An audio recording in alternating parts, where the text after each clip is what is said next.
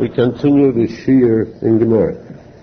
We're on Gemara in Horeyos, the last paragraph in that Gemara, which means that we are about to make a siyum on this Masechta. It is a Gemara that we've learned many times before. You've had this siyum before, so the topic should be very familiar.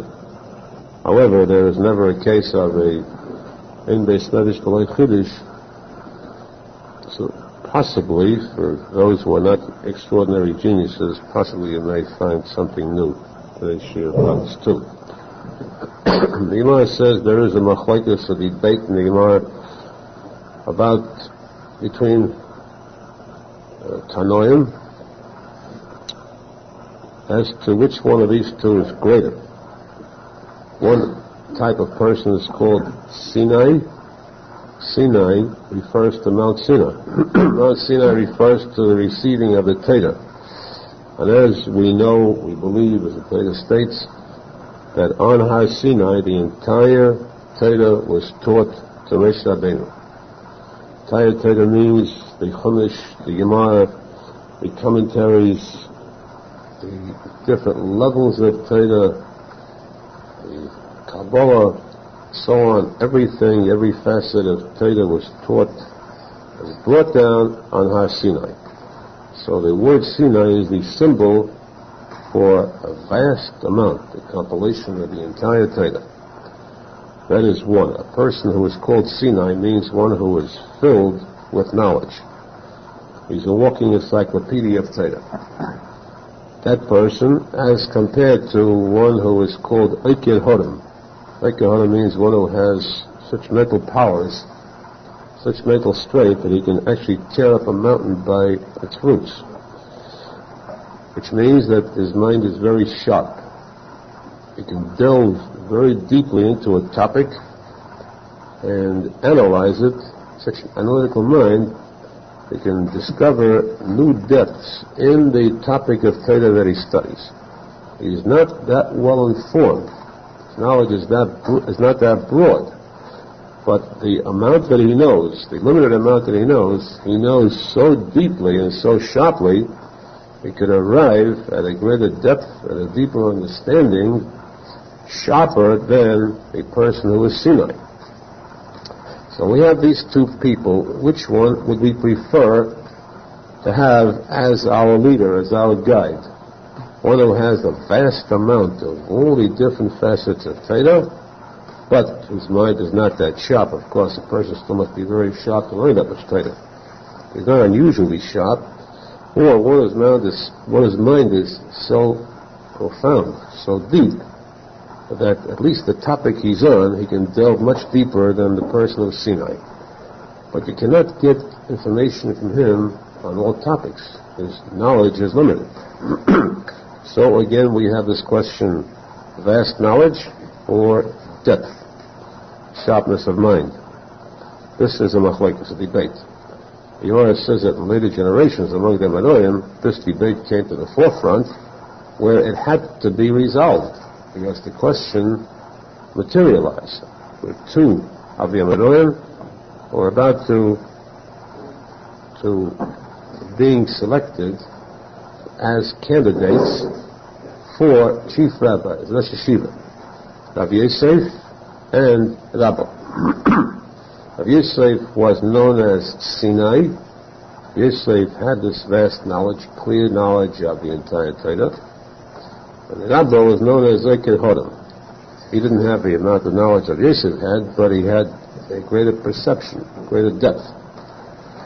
And the leaders of that city had to choose between these two. How do you select? So they sent a message to Eretz Yisrael, the leaders of Eretz Yisrael. They asked them, which one of these two should we pick? Which one is better? The reply came back from Eretz Yisrael: between these two, Sinai is definitely superior. Sinai is better, one who has a knowledge, because everyone, without exception, needs a master of the provisions for everyone. The Sinai has Torah for everyone. The Eikel Hodem has a limited supply. He can give his knowledge to those who are very sharp-minded. But if someone needs information on other topics, he's limited. So between these two, everyone needs the Sinai, and therefore you should select Rav Yosef. Now, Agav, how come that one person becomes Sinai, and the second person becomes Eiken Hodem, Chadaf, sharp? Or in brief, they call it a Buki and a Chadaf. Buki means a clear knowledge of all the parts of the Torah, and Chadaf means sharp mind. In this case, we have a definite, clear indication as to why Rav Yosef was Sinai. Because Rav Yosef was very famous. The Gemara says he was famed for one quality, special quality. The Gemara says that Rebbe, Nasi, was known as the greatest Onov possible, most humble leader. Rebbe was the Nasi, and yet he possessed a humility, a humbleness that was unparalleled. So when the Rebbe was nostalgic, the Mishnah says, the Tana of the Mishnah said, Rebbe was nostalgic, the quality of Anova disappeared from the world. There is no longer any Anova. There are people who are humble, but that's not real humbleness. The real humbleness, the real shiftless, the real anivus, this Anova was contained in Rebbe, and now there exists no longer any more this quality. This is what the Tana said. Rav Yosef, at that time, he read this Mishnah, spoke up and said, erase those words from the Mishnah. There's a mistake there. Because I am still here. I have the Madrega of Anova that's as great as Rebbe. It dates back, of course, to Moshe Rabbeinu. Real Anova is Moshe Onav Miyad. Torah says Moshe was greater Onav than anybody on earth. And this Anivus, this to a degree that he possessed, Rav Yosef said, I have this too. Arizal explains that Rav Yosef said, I am an Onav, I am very modest. That doesn't mean he's boasting, chas v'sholom. So how can a person be modest if he says, I'm modest? Arizal says that the highest degree of modesty is when a person can very humbly say, I am the most modest person on earth, without feeling any degree of conceit. Moshe Rabbeinu had that quality. He was able to read and write the words of the Torah and write about himself that he was the most modest person on earth, without feeling any degree of haughtiness. So this was the ability, the quality, the degree of the Anivos of Rav Yosef, who said, erase those words because I am the true Onav. I possess Anova. Now, in order for a person to have a true zikoron, the Gemara says that a person, anybody, anyone, could develop a sharp mind. Take the dullest brain, a lot of dull brains around, they're not to be depressed. Dull but not depressed, because every person, no matter how dull his mind is, has the opportunity to sharpen his mind. Keep studying, keep plugging away. It's just like drops of water on a stone. Eventually they'll bore a hole through that stone. So the person's mind is like a rock. You can't penetrate it. Keep pouring the water of Torah on it. Constantly keep studying Torah. It will finally penetrate, go through, and it's like taking a dull piece of steel on a stone, rub it, scrape it, and hone it till it becomes as sharp as a razor. This is the nature of a person's brain. He may be born with a dull mind, but he can develop it to become the sharpest mind. This could be done. But a person cannot develop a memory. A lot of places advertise memory schools, memory training, and so forth. The Torah says that's not true. Those are all good schools for the owners to make money with. But as far as developing a mind that will retain that which a person studied, you cannot do it through hard work, through study, review. People who could study, read a thing over 100 times, and the next day they've forgotten everything they've read, because they haven't got what? They haven't got the effort is there. They haven't got the blessing from heaven. It's a special siyata nishmaya. It's help from heaven alone. How do you get that? You got to get the assistance from heaven. You cannot do it yourself. Your efforts are in vain. Your efforts are good to sharpen your mind. But to develop memory, you have to have the siyata, the assistance from heaven. How does a person get the assistance from heaven? A simple means, of course, is to daven for it. You pray and you hope that your tefillah is answered. But the true key to invoke, to arouse the will in heaven, to give you this brain, this retentive memory, is only through anova. A person who is very humble and very modest, that person in heaven is considered as the true candidate to be gifted with this special type of memory. The key to memory, which means vast knowledge, you learn a lot, but if you forget, you retain very little. To learn and to keep that knowledge, to accumulate, to amass a vast amount of knowledge, this is through anova, which Rav Yosef had. And that's why he's called Sinai, because anova is the gematria of Sinai. A person has this anova, then he has, he's called Sinai, which means covering the entire Torah. This is how Rav Yosef was Sinai, Rabbo was Charef, and they told the people, fine, now take Rav Yosef as your leader. And of course they offered Rav Yosef a position. Rav Yosef turned down this offer. Why would he turn it down? Gemara says because he had been informed by those who are able to see in the stars the future of a person. Stargazers who knew. Those days they could tell. They could see a person's fate and future. Told Rav Yosef, you are going to rule. You'll be a king. The Nasi, chief rabbi, is like a king, in fact, in a higher position.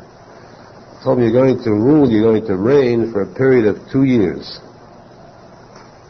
That's the length of your reigning period. So he knew he was insured that he'd have 2 years of being a Nasi. After those 2 years, it meant most probably he would pass away. Because you do not dethrone a Nasi, as the scandalous conditions they have in Eretz Yisrael today. They appoint the chief rabbi, they elect the chief rabbi, they vote for him. They don't consider a person through knowledge. There's no way of voting for a chief rabbi. Chief rabbi develops by himself. A go'in is not voted. You don't vote this person a go'in because he has so many votes. A go'in is one who develops and is recognized by the Torah world, the Gedolei Torah, as one who is superior in knowledge. He's a go'in. The greatest of all the go'inim is one who's accepted and recognized and known to be the chief rabbi, the Nasi. Not one who's elected, and then, after he's elected finally, they have new elections after 5 years, and this go'in is shamedly, disgracefully dethroned. It's like assassination of character. You're not fit to be a go'in because some yokels got together, politicians, and voted him out of office. You vote a rabbi out of office, you remove his smicha, you remove his knowledge, you're no longer a go'in. This is the impossible, the disgraceful, and the shameful that we have today. In those days, of course, Kavod HaTorah was properly respected, and so one who was selected for his greatness as a Nasi remained as such until his estaltus, till he passed away. Rav Yosef knew he now had the key to life. If he would take on this position, he'd have to pass away in 2 years to fulfill that prediction, prophecy that was seen in the stars. If he could delay this now, he'd live that much longer. So he said he deferred this position in respect to Rabbo's superiority and knowledge. This was done with sincere humbleness. Dabo, he said, is greater than I am, he's deeper than I am, and therefore let him take over. It is more fitting that you have Dabo as a Nasi, as your leader. I'll wait until a later date to take over. And so because of that humbleness, of course, Dabo reigned for 22 years. Yosef lived throughout that period of 22 years. He was very wary, very careful of not exerting any authority, because perhaps if he used any authority at all, he would order anybody to perform any kind of task. This might be construed as reigning. So the reign, the Stargazer said, you'll reign for 2 years.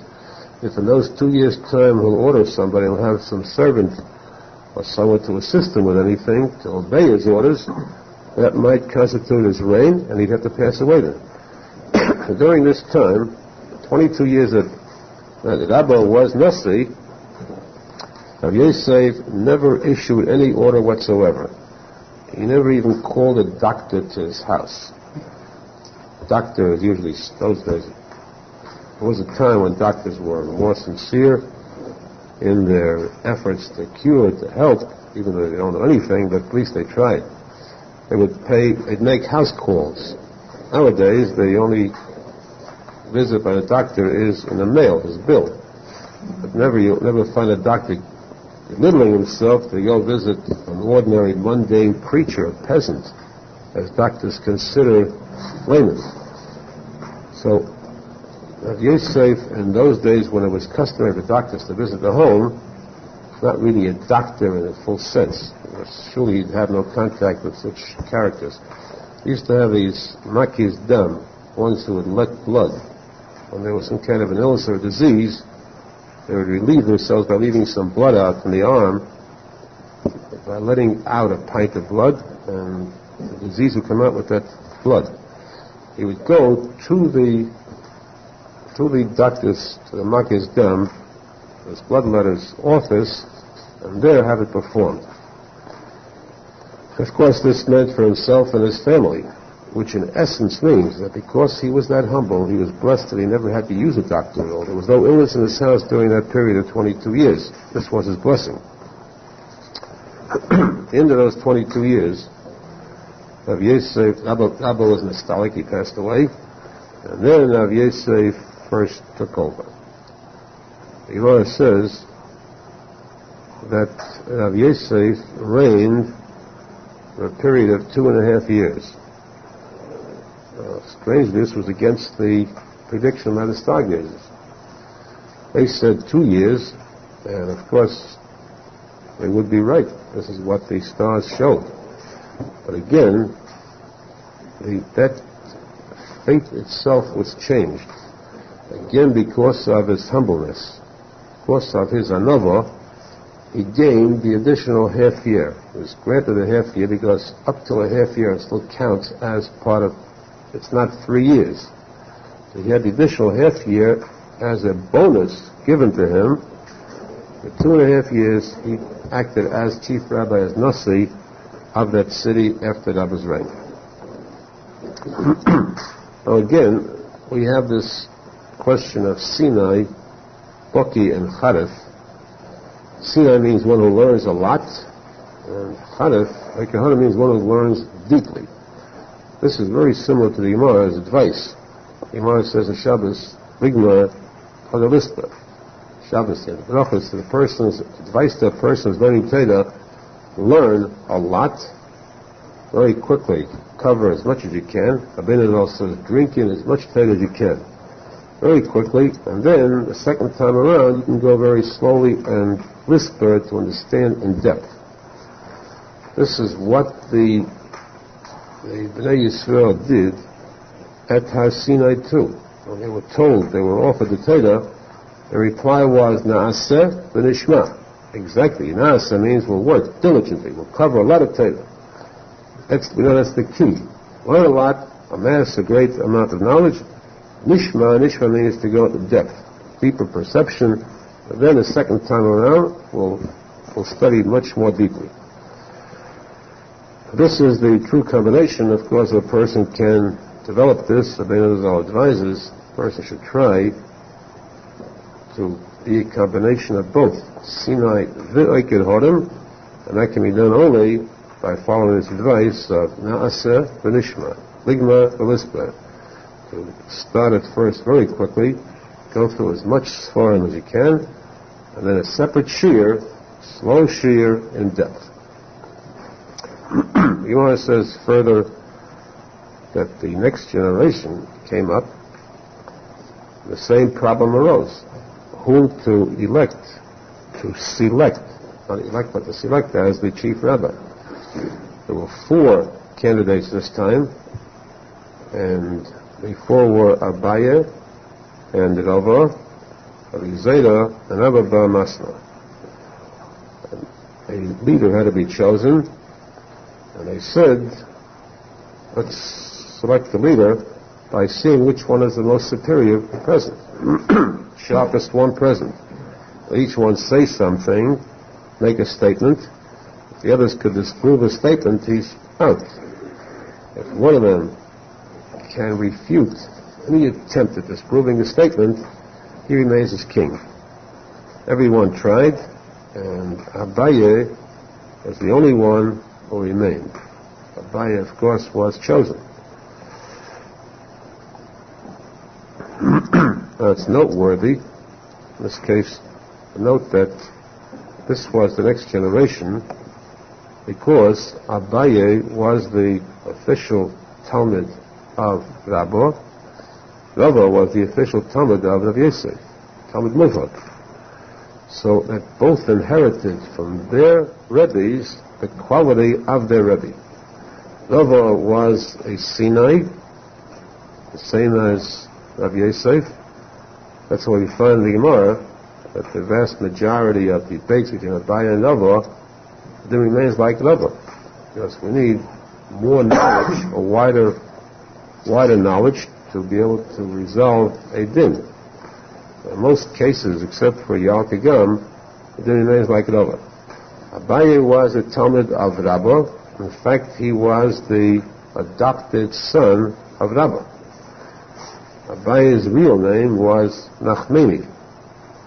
He was the nephew of Rabba, the son of Rabba, the Rabba's father's brother, Rabba's brother's son.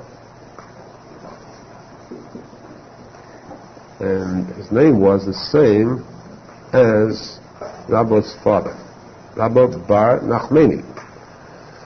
Now, when he adopted Abaye,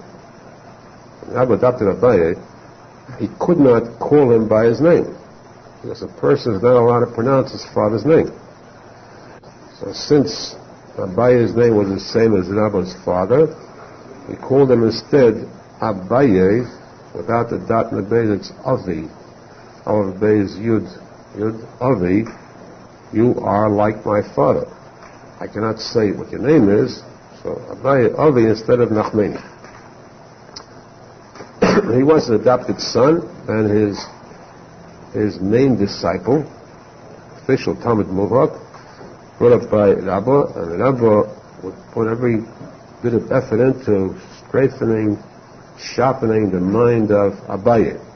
That's why Abaye took over, developed the quality of Rabba in harifos, the sharpness.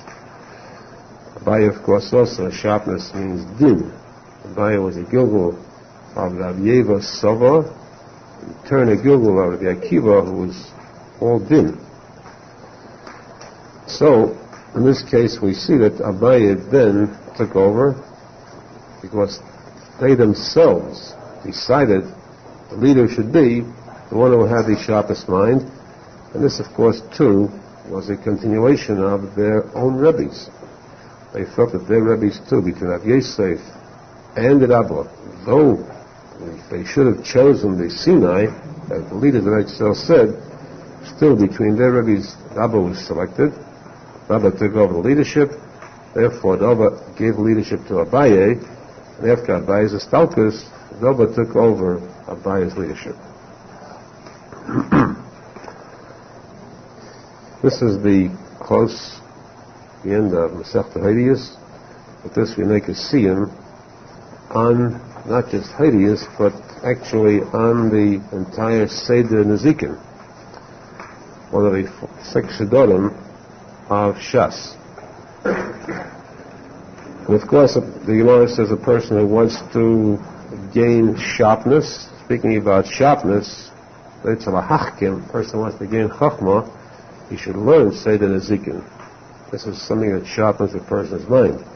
Let's hope that we have gained a lot of chachma, a lot of wisdom by learning this Seder, and that we're zecher to learn, continue to learn, and to gain both bekiyas and charifos. Now there's another Masechta in Nezikin, which we do not learn now. It's Masechta Avos. Pirkei Avos, which is only Mishnayos, and that's learned especially during a season, the summer season. Many reasons for it. We study that on the Shabbosim, so we'll save that Masechta for the summer season. However, there is a Hakdama. Before we go on to the next Seder Kodshim, the Gemara Seder Kodshim, there is Masechta Avos, the Hakdama to Masechta Avos, the preface, and then there are a number of small Masechtas that do not count in Shas. They're known as Masechtas Kitanis. Well, they have different names for them. We'll try to cover those too. First, a very interesting Hakdama to Masechta Avos, though we will skip Masechta Avos, but the Hakdama will take up. This Hakdama is written by the Rambam Zal. It's called the Shmeina Prokim, the 8 chapters of the Rambam Zal, in preface to Masechta Avos. These 8 chapters, we must state, we cannot skip this point. We must state that there is a risk. There is a danger. Rambam Zal was Kodesh V'Toher, one of the greatest tzadikim that ever lived, one of the greatest in Torah, recognized by the world as the fount of Torah. All yeshivas where they learn Torah deeply, the pilpul revolves generally around the Rambam Zal. You'll practically never find a pilpul profound discourse in Torah without the mention of the Rambam. That's sort of the key to it. A person who mentions the word Rambam is automatically at a higher level of learning. But that's in Gemara.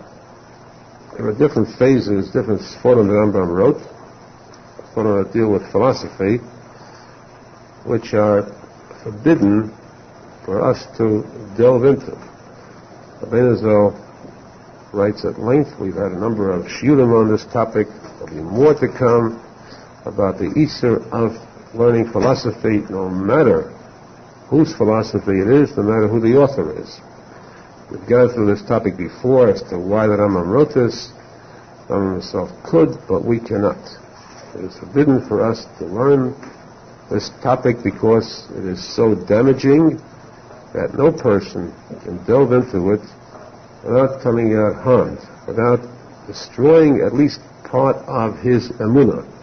A person should see to it to build a fence, a protective armor around his faith.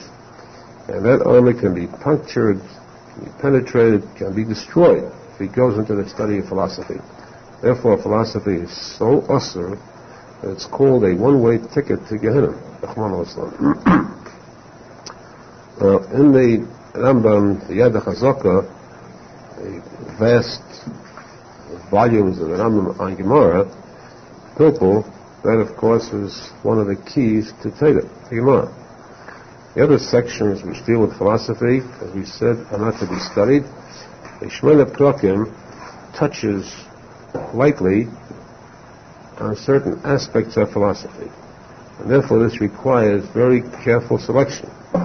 There's some very interesting information in the Shmeina Prokim, but we've been very careful to pick. We're not going to take it in order straight because we've got to remember that you've got to omit certain passages. But you can feel secure in the part that we will discuss where the philosophy part is eliminated. Again, it's a fascinating study. The preface to Pirkei Avos will try to cover as much as possible to understand as much, because it's a very deep topic. Deep, but we'll bring it down to a level where everybody can understand it. At least to our own level, which is not that profound at all. And Ellen begins by stating that the nefesh of a person, the nefesh is the spiritual portion. Every person who is alive is made up of physical, that's the body, the guf. The body itself has 248 organs, 365 tendons, a total of 613 components, which match parallel with 613 mitzvahs of the Torah. That's the physical part of the body. Every single part of this body must have in it a spiritual power to keep it alive. Otherwise, it's a dead item. When a person dies and the nefesh leaves, that body is like a stone. As far as mobility, we discussed the fact that there remains always a slight portion, a kista d'chiusa, a drop of life, even in a dead body too. But not enough to give it mobility, to give it any action. So this nefesh penetrates into every part of the body, giving it life. Now, speaking about the nefesh of the person only, which means we have to deal with the spiritual part of the person, yet it is that spiritual part which gives power to the physical part to move. The nefesh of a person, of a living person, is only one. Each person has one single nefesh. There are some mechakrim. Mechakrim means those who delve into philosophy, other aspects, who mistakenly believe there is more than one nefesh in a person. And of course, this has no relation to what the Zohar Kodesh says about the nefesh, ruach, neshama, chaya, yechida, the 5 parts of the soul. Speaking now not about these 5 parts of the soul, but the soul as a unit, a spiritual unit. There are some who think there is more than one spiritual unit, and of course this is false. As for instance, the powers of a person, say the spiritual powers as sight. The physical eye of a person can see nothing. The physical ear can hear nothing without the nefesh in it. But there's the same nefesh in the eye as in the ear. That gives the eye the sight and gives the ear the power of hearing. There's one nefesh with different parts to it. These different parts to the nefesh, in order to really analyze the nefesh well, Rambam says there are 5 different parts, or better said, 5 different functions of the nefesh in a person. And to discuss each one of these functions, we'll understand well the makeup, complete makeup of the person himself.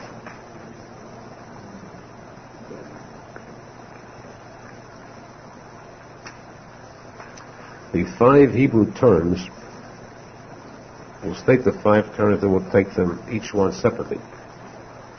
First one is called Hazon. Hazon means the provider. The second is Hamagish, the feeling, the power of feeling. Third is Hamadameh, the power of imagination. The fourth is Hamis'oider, the power of arousing. And the fifth is Hasichli, the mentality. Hazon, power that provides. The neshama provides for the body. What does it provide to the body? It provides life itself. Life in the sense that the body, the person with this nefesh can grow, can develop physically. How is that done? It gives the person the different powers, physical powers, that are necessary for development. For example, the working of the digestive tract, a very complex tract where a person imbibes food, he takes food into the body, and then the entire digestive tract begins to work on it in different forms, different functions, different operations where the food is distributed to the different parts of the body. Some of it is turned into the bloodstream, some goes up to the mind, food to the mind. Then, of course, there is the waste matter, which in turn is eliminated. Well, the body has the powers to perform all these functions with food. What gives the body the powers? That part of the soul, the nefesh, which is called the zon. This too, it gives the body the power to rejuvenate itself. For example, the body goes to sleep. The body that is completely exhausted, has no more energy. In sleep, there is a renewal of energy. This is feeding the body, not food, but feeding the body new life, new energy, new development. So through this power of the zon, a person can develop, can grow, and can also reproduce. The same one body can bring forth more of itself. Again, this is the zon, the part of the nefesh which injects into the body this power of reproduction. But not only that, more so, it reproduces exactly the same as itself. It's called the Moilid Kedema. It gives birth to the same form as itself. A person will never give birth to a different form, to an animal, to a bird, a different living thing. A person will reproduce its own form exactly through the power of the nefesh, which gives the body the ability to reproduce exactly a person as itself. Of course, there are no two people who are alike. Never have there been two alike, never will there be. But still, they are all, in a sense, the same humans. This is all included in the one function of zon. Zon, to provide all these living powers and necessities of life and development. Second power or function of the nefesh is the margish, feeling, which means simply what is known as the five senses. How does the person see? How is it that his eye can photograph something which is at a distance or close by, could detect, make out differences between things that are before him? This is the power of sight, one of the abilities of given to the body by the nefesh. That part of the nefesh called the margish, the senses. The second is the power of hearing, to detect the difference between words or sounds, or music, or any type of sound. The third is tam, taste. By taste, a person can develop a taste for something or reject something which he doesn't like. The fourth is reach, the power of smell, the sense of smell. And the fifth is mishush, the sense of touch. A person can touch and understand even with his eyes closed, with his ears blocked, with the other four senses closed. By touching something, he can move his fingers over the item and tell what it is. There's a sense given to him of understanding where he can tell by touch alone what the item is, whether it's soft, whether it's round, shape, and so on. These are the five senses, all fall into the category of margish, the second function of the nefesh. Third function of the nefesh, medameh, is the power of imagination. This could be used for a good purpose. A person can figure out something with his five senses. He could see and hear at the same time. His mind, his imagination puts together, combines these two things, or three. He could judge, he can evaluate by using these senses, with his mind conjure up a vision of something which he doesn't see by using his judgment, his imagination. Or he could divide, separate things that have to be separated. He sees something, he understands through his imagination what this item is composed of, different ingredients. All this falls under the category of imagination. Of course, too, the majority of cases, the imagination is synonymous with falsehood, lies. When a person uses imagination, it generally is for something that is false or non-existent, or the impossible. Person imagines himself as an unusual hero, or as a Superman, or as a genius that's far above his own intellect. Person imagines something which is a fantasy, something which is not natural. And this is something where the senses cannot conceive. And I'm going to give 3 examples where the senses cannot see or discover these 3 items. They must go under the category of imagination. 1, a person who is so tall that his head reaches the heavens and his feet stand on earth.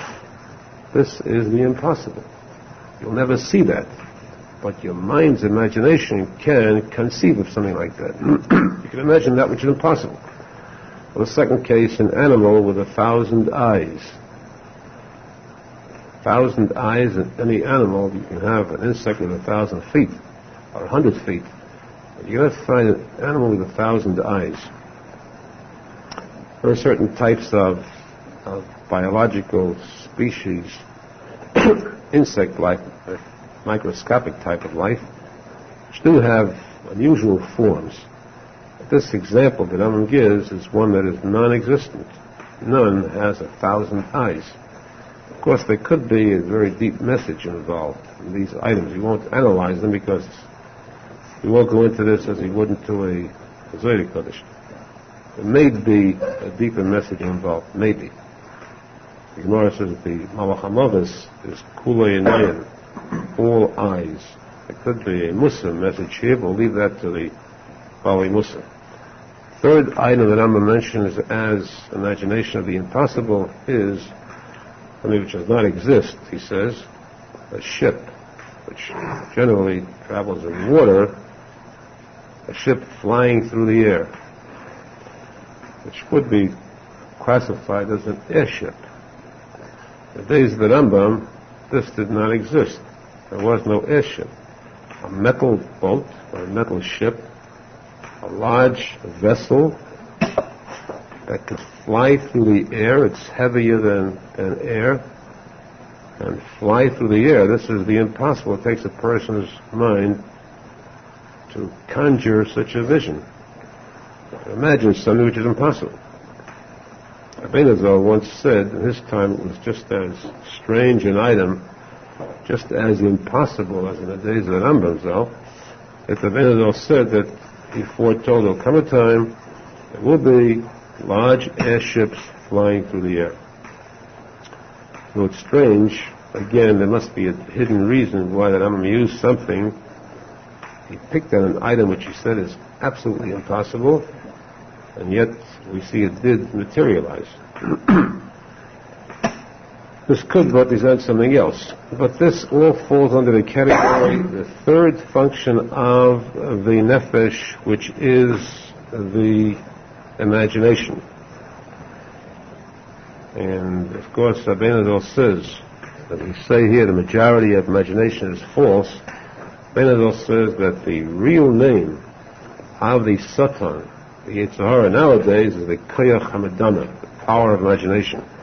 As a person can delude himself into thinking falsely through having his imagination mislead him.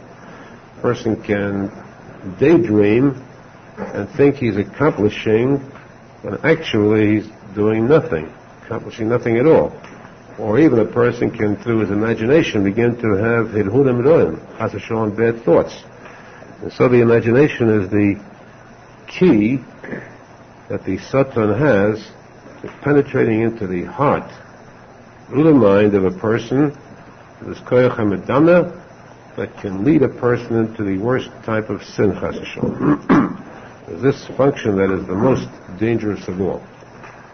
The other two functions, and the other one that arouses a person, there are a number of items that are involved in arousing a person to different types of action.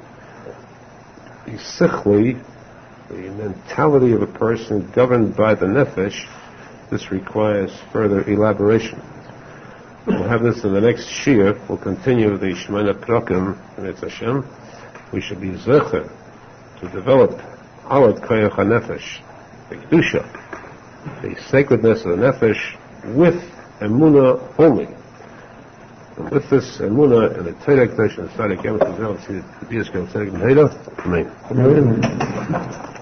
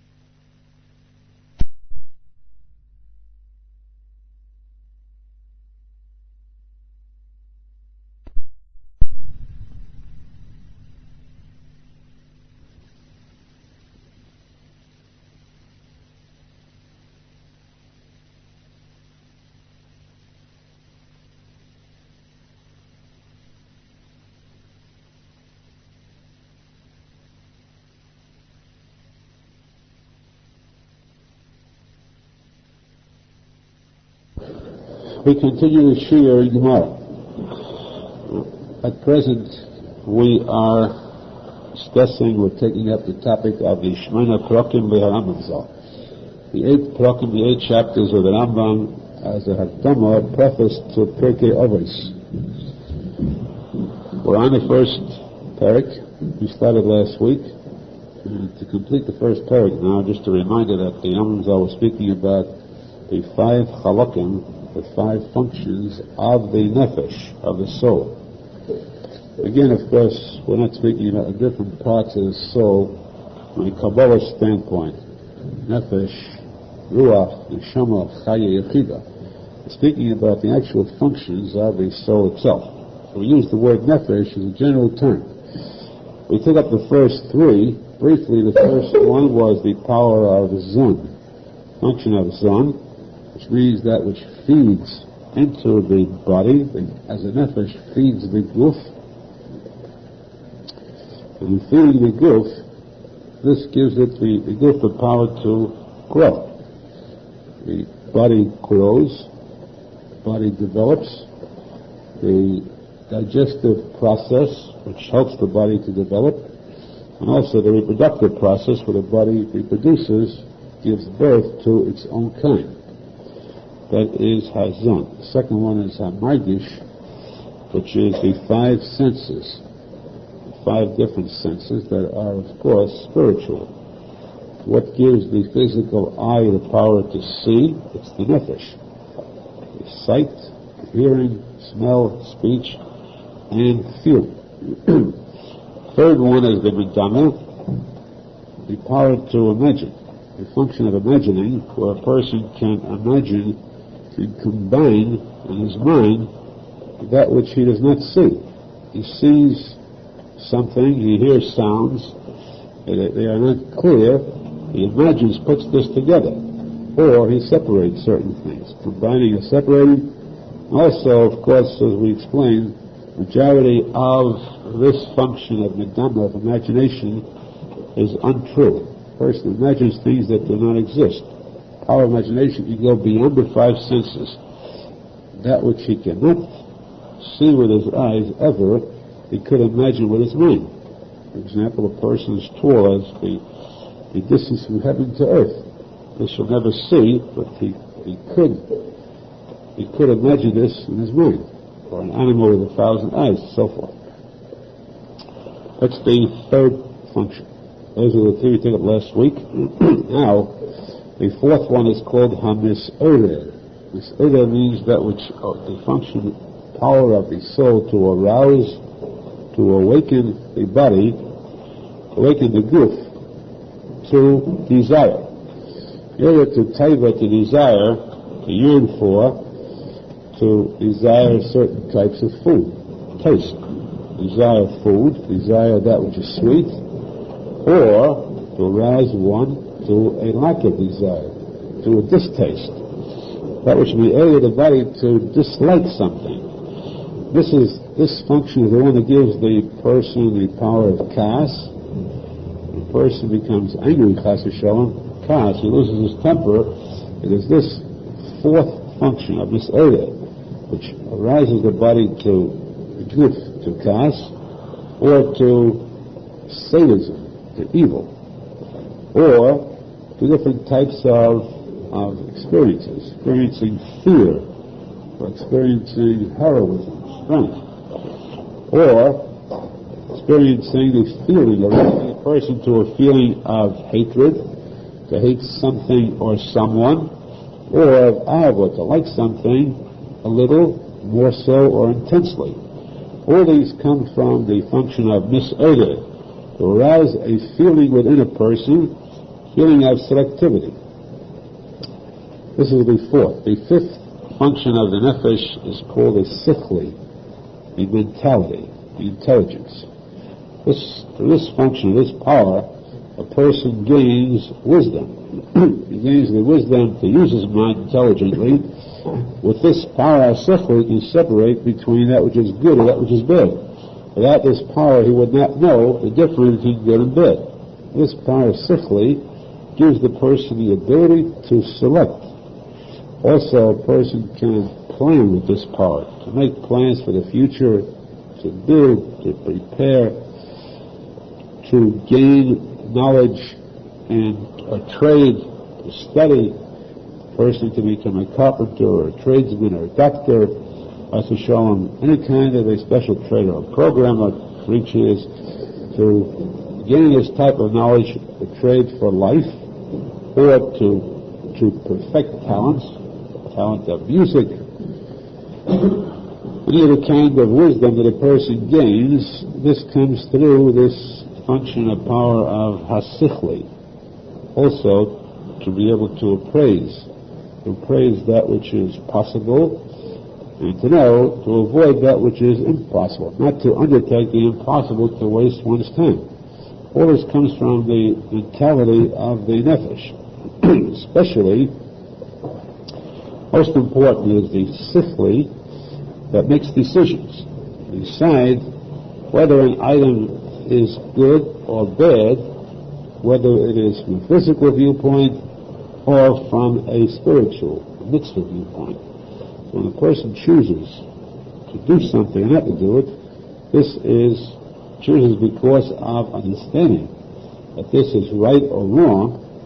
This is the power of sikhli.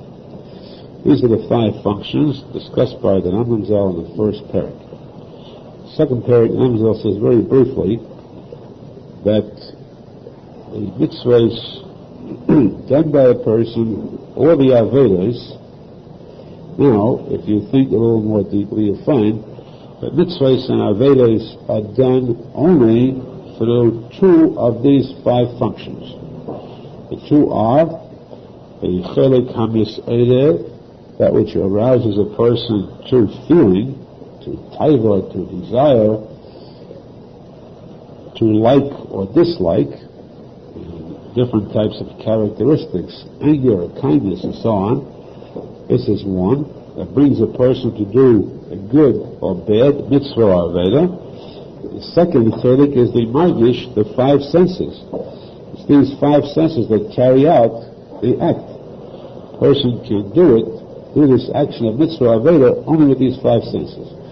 The others have no bearing on mitzvah aveda. The zon, that which grows within a person, and that is not possible to say that it's good or bad, that he's doing good or bad. That a person is blessed with either a good stomach, a good appetite, or he doesn't have the right appetite. Or the the imagination, a person uses that even in sleep. But the only two that have to take part in mitzvah or sin, in carrying out the mitzvah or sin, are the mis'eder, that which arouses a person to desire to do wrong, or desire and strength to stay away from a test, a type of desire to overcome this temptation.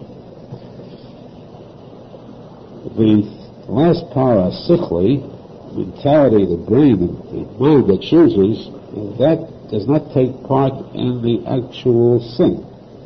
That is only the deciding factor that directs the person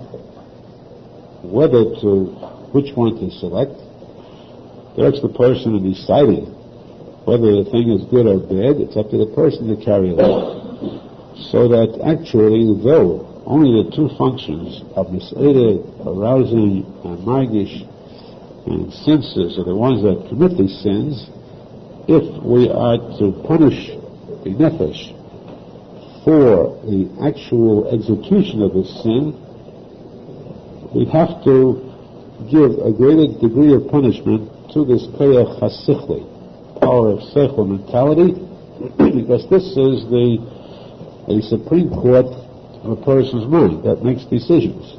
This is the one that decided to carry out this action, and therefore, though the action was done by the other parts, this is the one that deserves the punishment or the reward for mitzvahs more than the others.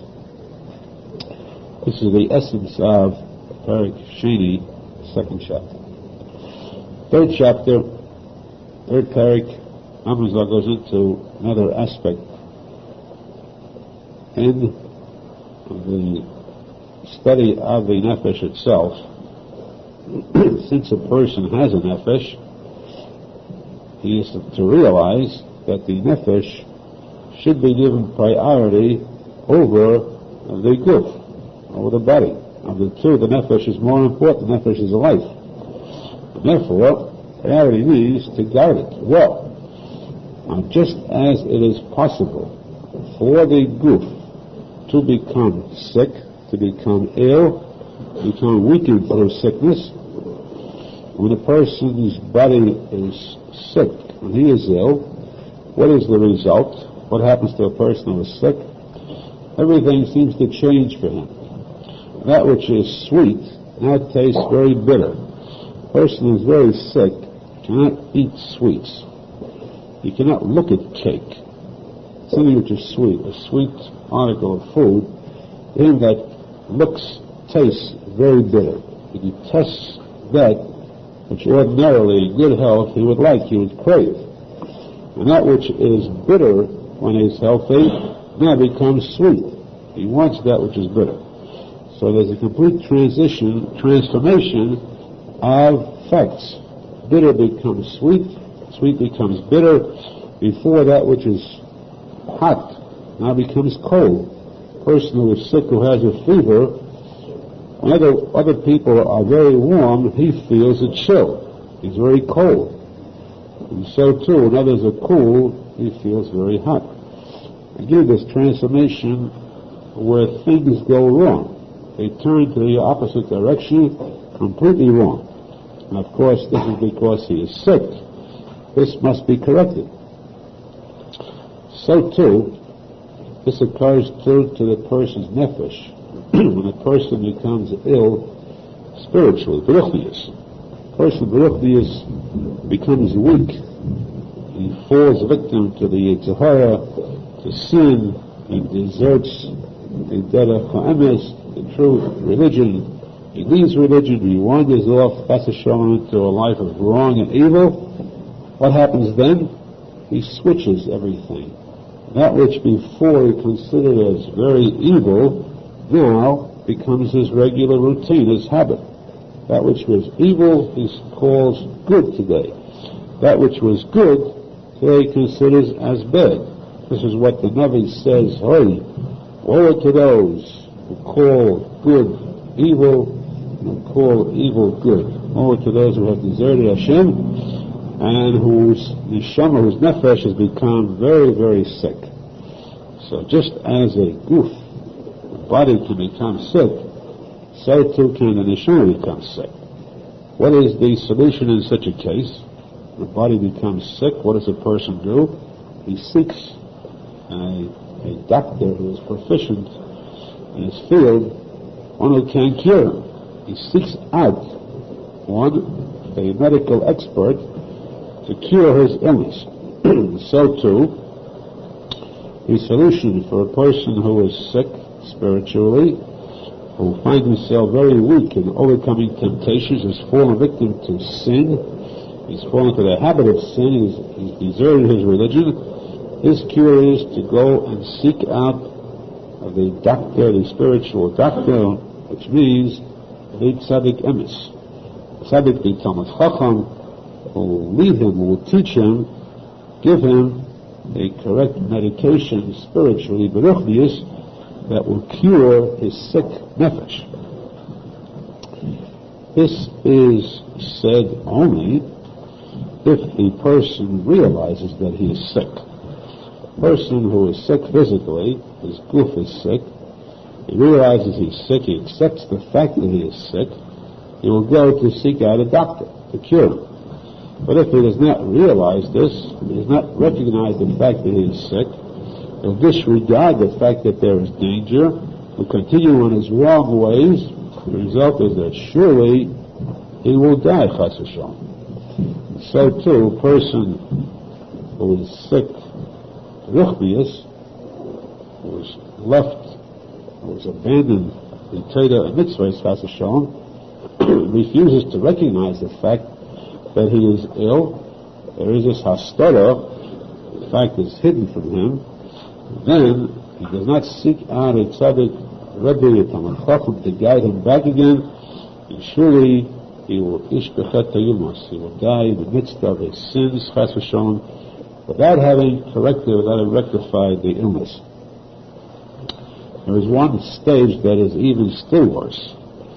Worse than this is a person who does know, does recognize the fact that he is sick, does recognize the fact that he is doing evil, and despite this he continues on. Spitefully, intentionally, this person is even still worse. He is a Rasha Gamur, complete Rasha Rahman al-Islam. Of course, his end, his pay, his punishment comes much later on. But in essence, the point is that a person should know there is such a thing as the nefesh becoming ill, just as the goof, and that if it does happen, chas v'shalom, he should seek out a doctor to cure himself.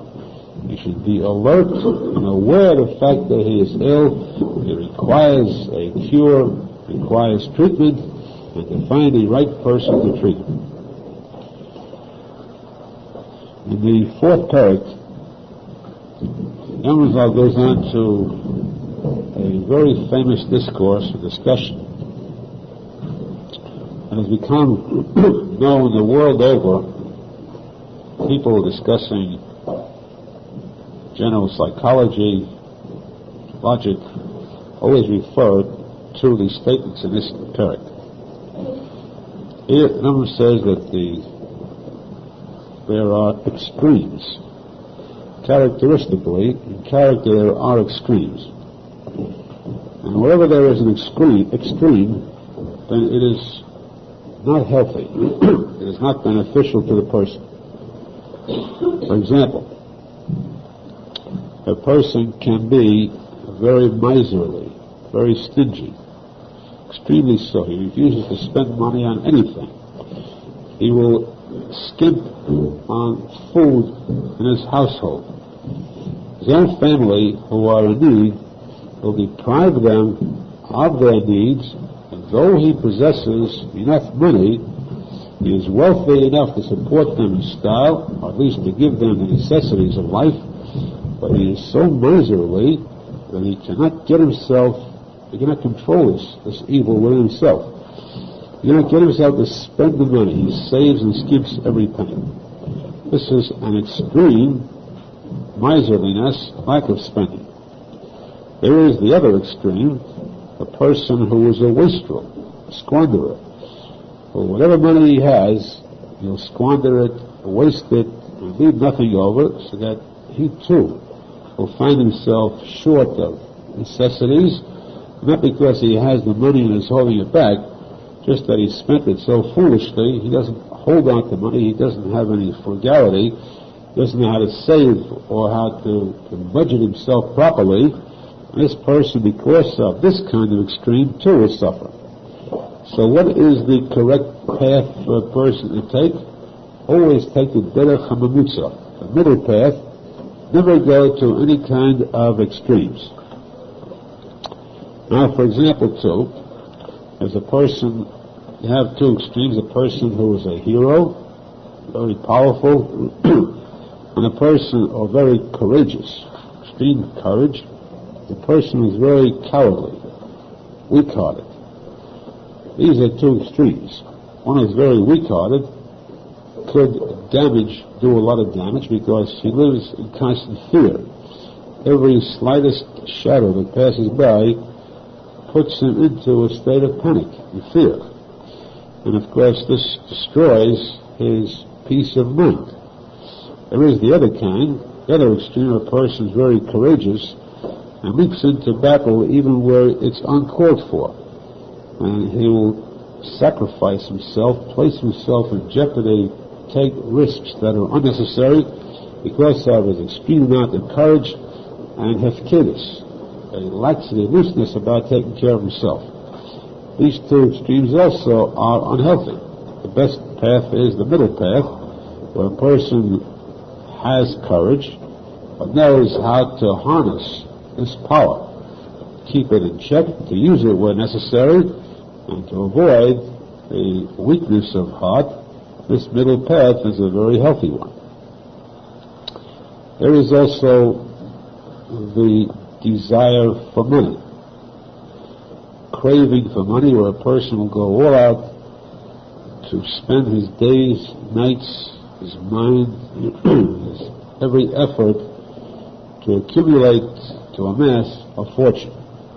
This craving for money will put everything aside, all the rest of his interests be shunted, ignored, for the sake of amassing a fortune. There is the opposite case of a person who is very lazy.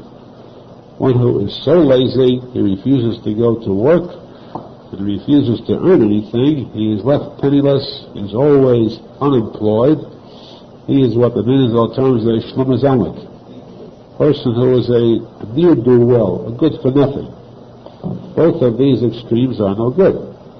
What is the perfect middle point? Mamutza is one who works normally, spends his time on other matters too besides seeking money, concentrates on mitzvahs, the study of Torah, and has his stapkus. Stapkus means that he is happy with his lot. Whatever he has, he's happy with, and doesn't feel that he's lacking something. This is the perfect middle point. There is also the two extremes of chaos, anger. Person loses his temper at the slightest provocation. Whatever happens, a word is said that the suspects were said wrongly, and the action that's to his dislike, he loses his temper, goes into a fit of rage. This person, of course, is sadistically inclined. He's evil, he is harmful to society. There is also that person who, where nothing bothers him. If he'd be embarrassed, stepped on, kicked around, he just laughs it off. And he is completely immune, without feeling, without any senses, as to when he's being insulted, or as to when something harmful is being done against him. This too is he is like an avela, like a dead animal, completely lifeless.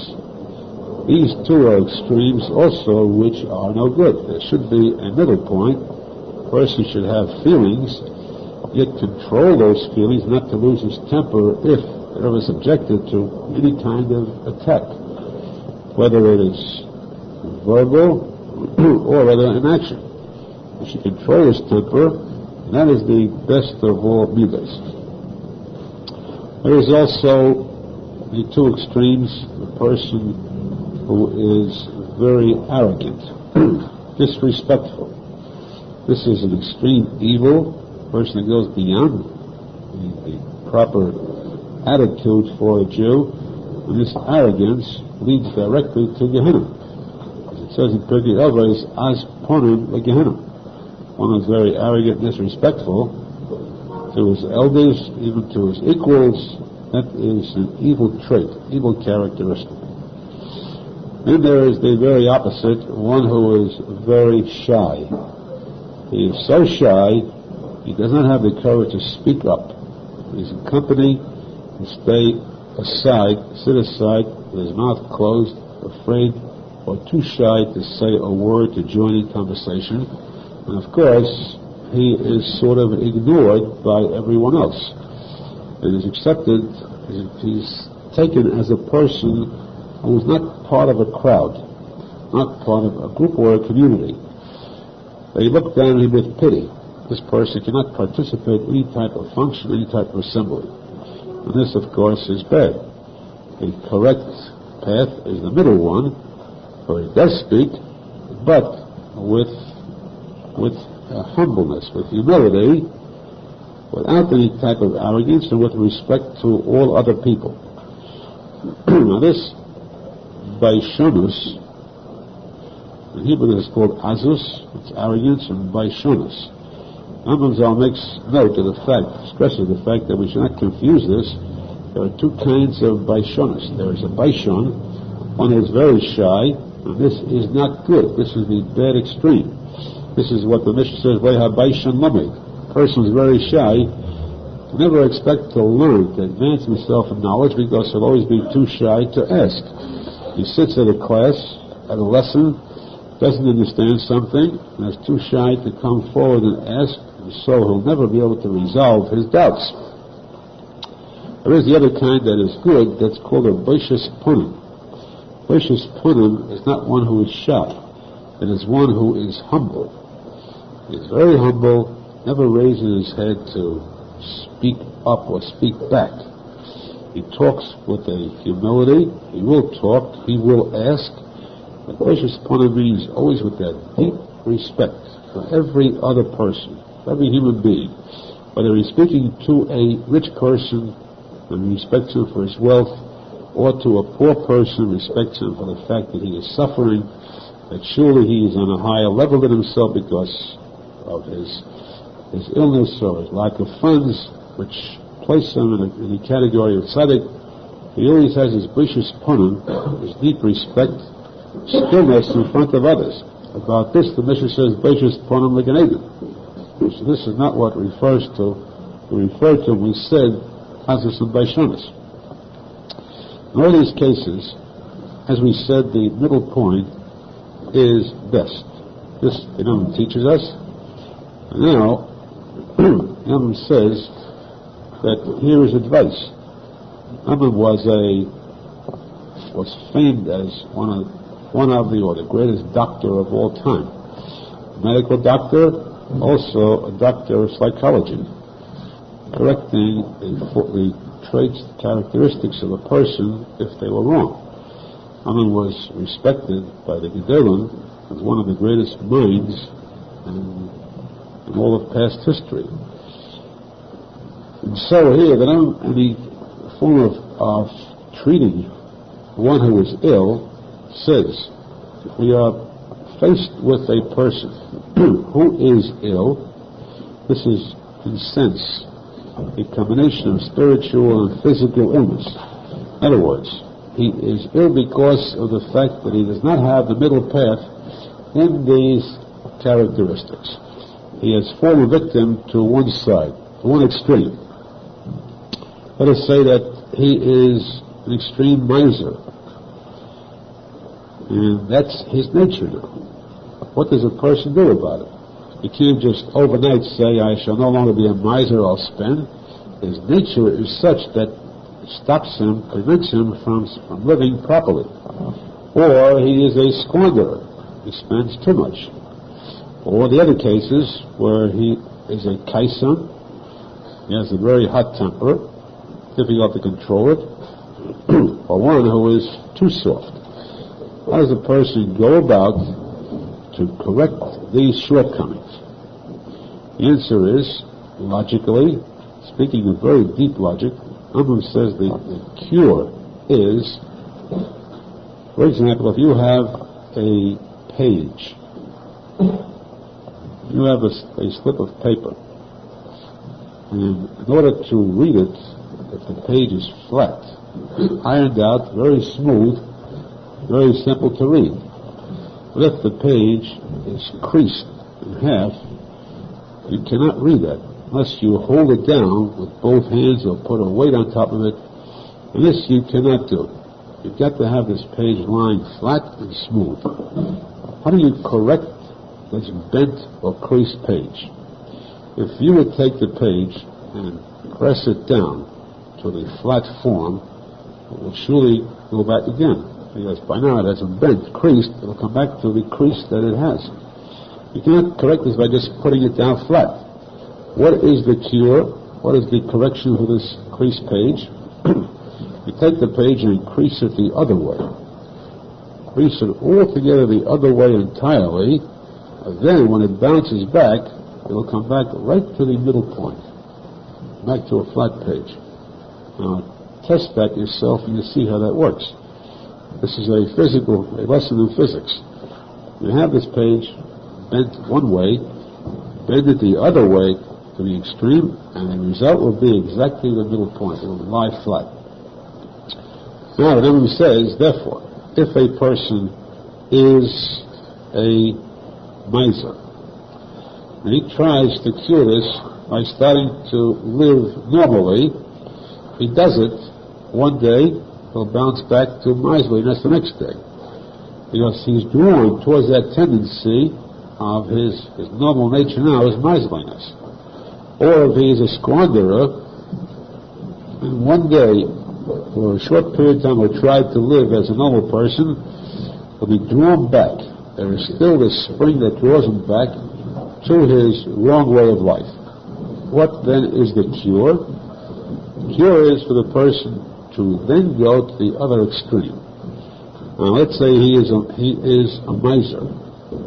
If he goes to the other extreme, he becomes a squanderer, he forces himself, or we force him to squander his money. Now, is that good? One is as bad as the other. We're going from one extreme to the second extreme. That is true. The cure given him, the treatment, is not good in itself. But the result of the treatment is that when he goes from miserliness to squandering, he'll be drawn back to what he was before, but because he went so far to the extreme, he'll be drawn backwards just enough to get back to the middle point. It works the other way around too. If he's a squanderer, and force him to become a miser, and then allow him to set the spring free to go back to the middle point. This works in every one of these items that we spoke about: kas, vela, arrogance, quiet attitude. He goes from one to the other, he will end up right in the middle where he belongs. This is the cure. A person should be aware of this fact. If ever you find yourself tending towards one side too much, temporarily only go to the other extreme, and you'll find yourself in the middle quickly. It's a fast cure rather than going through a prolonged stage. Now, Rebbe points out that we speak about the best path is the middle path. However, we find, according to the Torah, that the Chassidim, tzadikim, tended not to take the middle path exactly. Of course, both extremes are evil. The middle path, too, is the regular, the derech eretz, derech kol ha'aretz, the normal taste for the average person. Chassidim would not take that normal taste. They would go towards the extreme slightly. Extreme where the extreme is good, which means a little beyond the middle point. This is what the Torah calls lefnim vishuras hadid.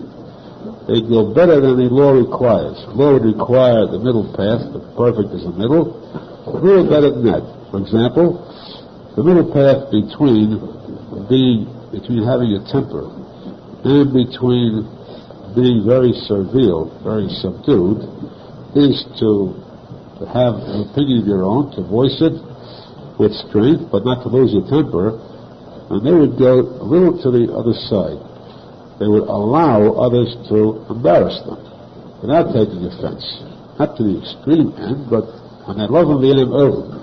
They would stand, listen to those who would insult them without taking any offense at all, because this is better than the din requires. Or they would spend a little more than normal when the good path is the middle one, not to be a squanderer, not to be miserly. Exactly the middle path, they go to the middle plus a little more to spend money on tzedakah, give more tzedakah than the average, spend more for the sake of others, helping others. This was the derech of Hasidim. This is their derech, and therefore this is called Nin Bishudas Adin, going beyond the requirement of din. This is what a person should strive for eventually. Now, of course, here we come to an explanation by the Rambam on why so. The reason for these Hasidim doing this is because of the fact that they felt they wanted to ensure their health, the health of the nefesh, and so for that sake, this is like medication or vitamins to the nefesh. To give the nefesh a little more strength by accepting more humbleness and accepting more spending on mitzvahs, less on themselves. There are some people who are fools who see this. I'm going to call them fools. They see this and they decide that this kind of action must be very good. Why not go to the extreme in this case? And so they go to extreme plishus from the Eretz. They figure if the chassid goes a little beyond the limit of the law, how would it be for them to go to the extreme? So they would go to the other extreme by, if the chassid decides that he will not live exactly normal as others, he will speak less, he'll devote his time more to the study of Torah and less to social talk. These people say they will abstain from speech altogether. They'll abstain from mingling with society, or go out into the fields and don sackcloth. And there they'll spend their time, all their time, day and night, and as hermits, serving Hashem, davening and learning. Now, whether this is admirable or not is a moot question. I'm going to say that this is done because of an extreme error in judgment. This is as foolish as, for example, he says, as a healthy person who sees one who is sick. He's very sick. He cannot eat regular foods. The doctor gives him some medication. He gives him a certain medicine to take, teaspoonfuls of this medicine that will cure his illness. And this person is so sick, given the proper medicine, this will cure him.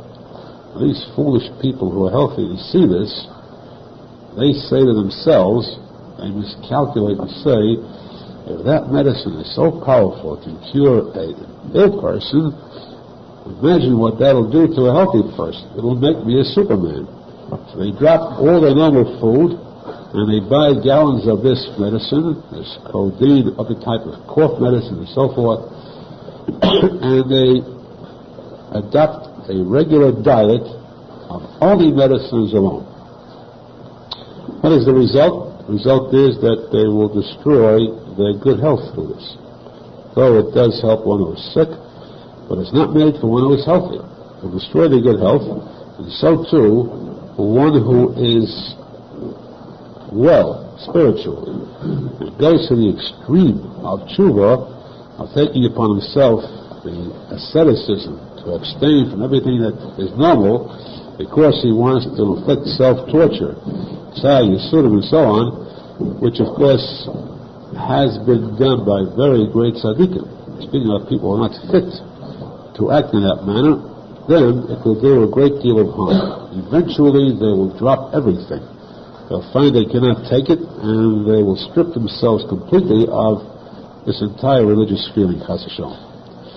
So about this, the Gemara says too, that the Nazir, one who has made a neder not to drink wine, that Nazir has to bring a carbon. He committed a sin. What's wrong? Where does it say you're not allowed to drink wine? Where does it say that it's a sin not to drink wine? Rather, what sin did he commit? He doesn't drink wine. What is wrong with that? The answer is that the Torah says you're not allowed to eat unkosher food. That's the proper middle path. Do not go to any extremes. It's enough if you obey the mitzvahs of the Torah. You go further than that, even that too is called a sinner. His motive is a good one. He wants to abstain from pleasures, but he is still called ashechota al hanefesh. He committed a sin that pertains to the nefesh because he abstained from that which the Torah permits. This is the same as this fool who thinks that medicines are good for the healthy. And therefore, the result is that a person who wants to take care of the health of his nefesh should do so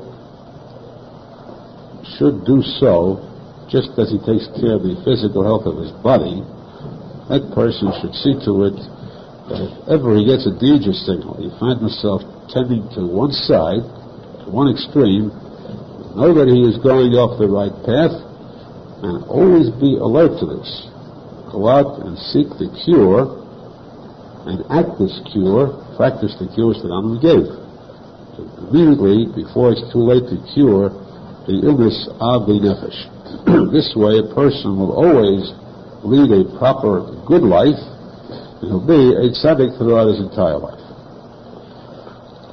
As a result, we see that a person going to an extreme is committing a wrong, any extreme at all. Even if that person is perfect in everything else, but in one single item he goes to an extreme, on that item he has this shortcoming, he's lacking something. I hear a very delicate topic which we have to omit for a reason. Arizal, who goes into, who has the power, who has the greatness to be able to enter into this topic himself, we cannot really join him in this case.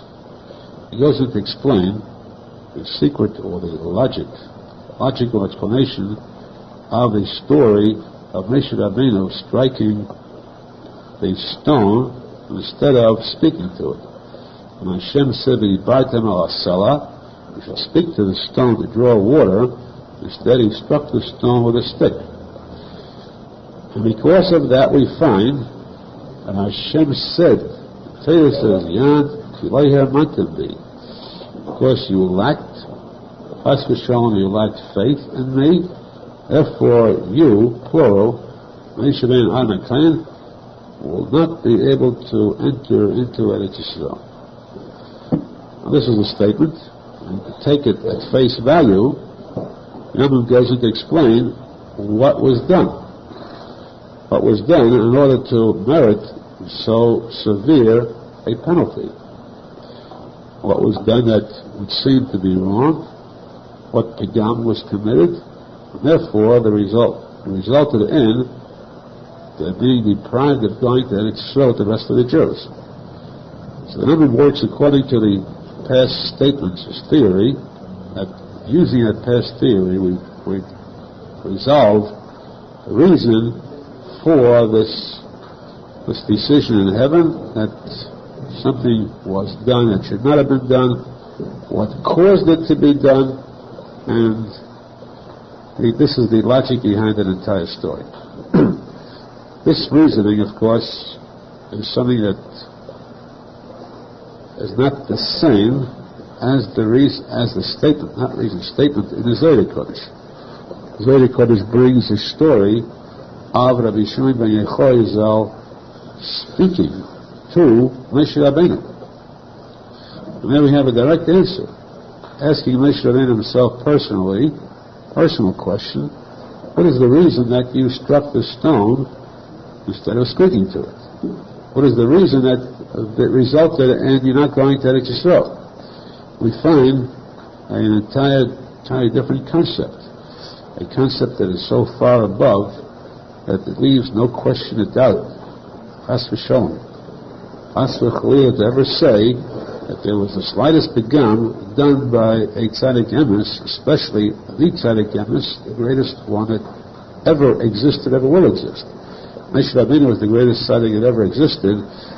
Surely there was no pigam in emunah chas v'shalom on his part, or any type of action.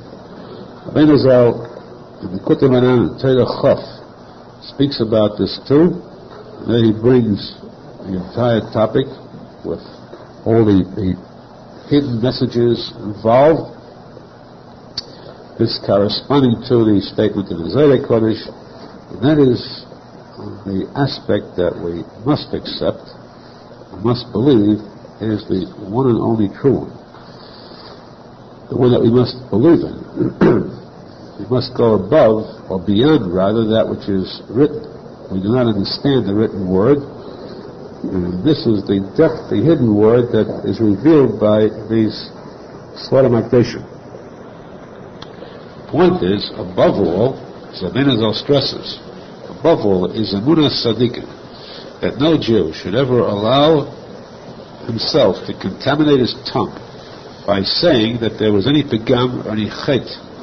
Chet meaning the slightest sin done by a tzadik emes. We believe implicitly that Moshe Rabbeinu, as well as all other tzadikim mitim, never committed a sin or never toyim tam chet, never tasted what sin is like. This is true emunah on these tzadikim. And this sechus, such type of emunah, this is the greatest cure for any person's neshama. With this we can cure our nefesh, ruach, neshama. With this we can merit. We, together with the entire Klal Yisrael, can deserve to see the Bias Mashiach.